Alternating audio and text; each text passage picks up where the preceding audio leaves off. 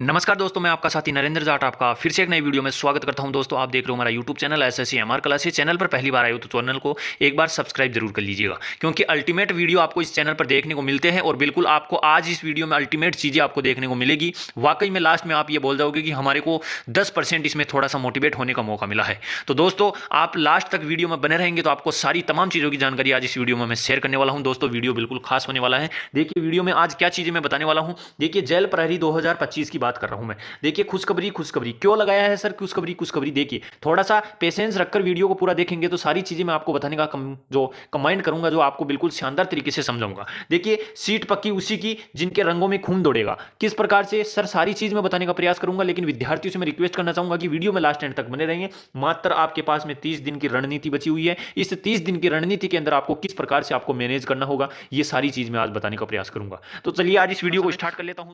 Jail प्रहरी 2025 के बारे में दोस्तों, सतर्क हो जाइएगा। मात्र 30 दिन आपके पास में बचे हुए हैं, ज्यादा समय नहीं रहा है अब आपके पास में जितने आपने पढ़ लिया है उधर पिछले महीनों में, अब आपके पास में मात्र 30 दिन का वक्त समय बचा हुआ है। दोस्तों, वक्त में इस 30 दिन के अंदर किस प्रकार से कोई मैनेज करके अगर अच्छे से तैयारी कर लेता है उसी की सीट निकलेगी।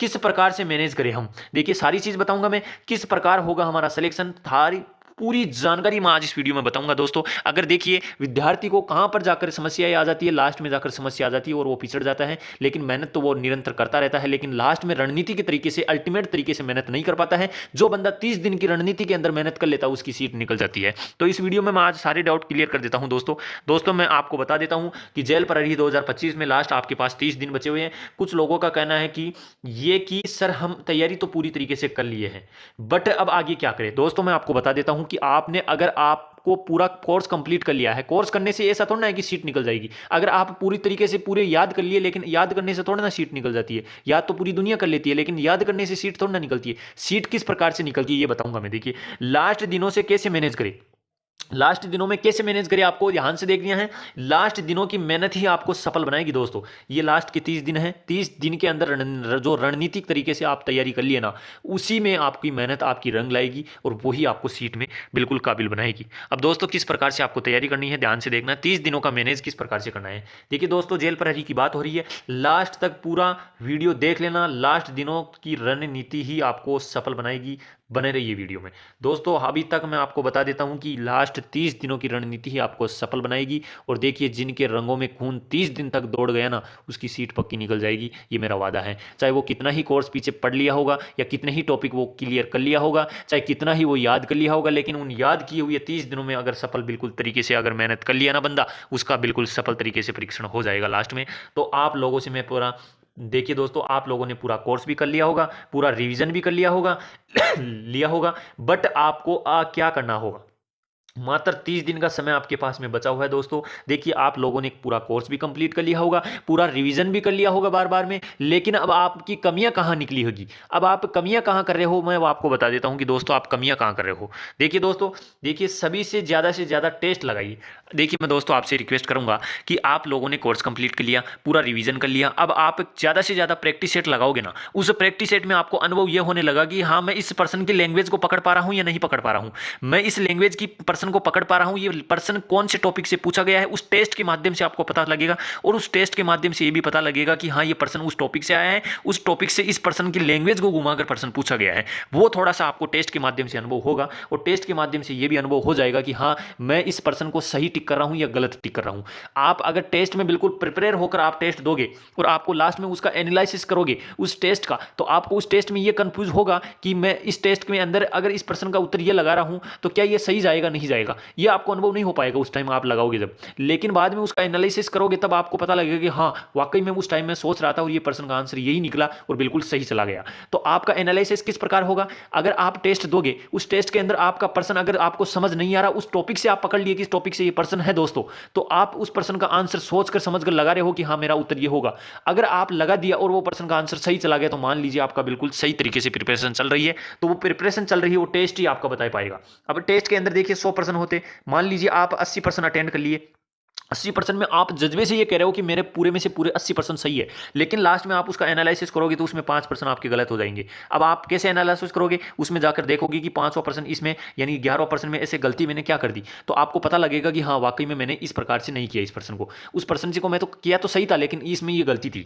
तो देखिए जितने पिछली एग्जामों में पर्सन आए हुए हैं उनके टेस्ट एनालिसिस देखिए आप। अब सर हम टेस्ट लगाए तो कहाँ से लगाए, देखिए मैं आपसे रिक्वेस्ट करना चाहूंगा कि यूट्यूब में बढ़िया सी बढ़िया कोचिंग आपको लगती है, अगर आप जहाँ से कोर्स अटेंड किए हो तो वहाँ से भी आपको कोर्स यानी टेस्ट मिल रहा होगा। अगर नहीं मिल रहा तो बाकी अगर और भी कोचिंग आपको टेस्ट दे रही होगी मात्र बिल्कुल कम प्राइस में, वो आप ले लीजिएगा। उसके लेने से ही आपको देखिए एनालिसिस करने से आपको अनुभव हो पाएगा कि हाँ मैंने वाकई में ये गलती की है, लास्ट में एग्जाम हॉल में ये गलती नहीं करूंगा मैं। तो दोस्तों एनालिसिस से ही आपको पता लगेगा, टेस्ट से ही आपको पता लगेगा कि हमारी गलतियां कहाँ हो रही है। रोज एक टेस्ट लगाइएगा आप, देखिए रोज का एक टारगेट बना लीजिएगा, इस टाइम से इस टाइम मेरे को टेस्ट देना है तो देना ही है। ये टारगेट आपका हुआ 30 दिन तक, अगर 30-40 टेस्ट लगा दिए ना तो लास्ट में एक टेस्ट आप देके आओगे ना एग्जाम हॉल में, उस टेस्ट के अंदर मात्र आपकी रणनीति बिल्कुल आपके वो 30 टेस्ट बताएंगे कि हाँ मैं इस 30 टेस्ट में ये गलती किया था, वो टेस्ट में गलती किया था, ये टेस्ट में गलती नहीं करना मेरे को। तो देखिए कमियां देखे और कहाँ गलती हुई है, फिर उस टॉपिक से परेशानी हुई है, अगर उस टॉपिक से अगर आपकी गड़बड़ी हुई है तो उस टॉपिक पर मात्र 1 घंटे की रणनीति से आप उस पर पढ़ाई कीजिएगा। ऐसा नहीं कि उस टॉपिक को लेकर ही बैठ गया, मात्र 1 घंटा आप उसको पढ़ना है, बाकी सारा मैनेजमेंट आप जिस प्रकार कर रहे हो उस प्रकार से आपको करता चलना है आपको। तो दोस्तों ये वीडियो मैं बना रहा हूं तो बिल्कुल आपकी मार्गदर्शन की, आपकी सीट पक्की करने के लिए मैं बना रहा हूं, आपको बता रहा हूं, आपको गाइड कर रहा हूं कि आपको किस प्रकार से लास्ट 30 दिन के अंदर रणनीति आपको स्मार्ट स्टडी करनी है। तो दोस्तों ज्यादा फोकस आपको क्या कहां करें, सर हम अब आपको देखिए तैयारी तो आप पूरी प्रिपेयर तरीके से आप करके बैठे होंगे, लेकिन अब तैयारी पर ज्यादा फोकस कहां करना है।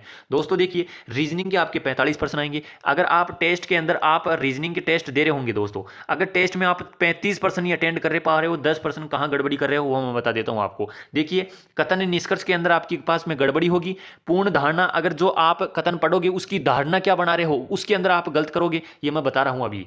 तर्क तर्क आपके जो कथन निकला है उसके विपरीत आपका तर्क क्या, कौन सा तर्क मजबूत हो रहा है, उसके अंदर भी आपको थोड़ा सा एनालिसिस करना पड़ेगा। कार्यवाही अगर कोई टॉपिक में आपको देखिए अगर कोई किसी वस्तु को लेकर आप कार्यवाही कर रहे हो और उस कार्यवाही के अंदर आपको निष्कर्ष दिए जाएंगे, अगर उस निष्कर्ष की कार्यवाही से प्रॉब्लम सोल्व हो जाती है वो कार्यवाही सही निकलेगी। अब इनके ऊपर आपको ज्यादा फोकस करना है दोस्तों। ये पर्सन कम से कम 5 से 6% आपको देखने को मिलेंगे, वही पर्सन आपके अगर जो बंदा इस पर्सनों को ठीक कर गया ना उसी की सीट मेरिट में बिल्कुल नाम आ जाएगा। दोस्तों मैं बार बार कह रहा हूं कि कथन निष्कर्ष पूर्ण धारणा तर्क धारणा और ये कार्यवाही इन पर ज्यादा फोकस कर लेना, इसकी बार बार प्रैक्टिस सेट लगाइएगा।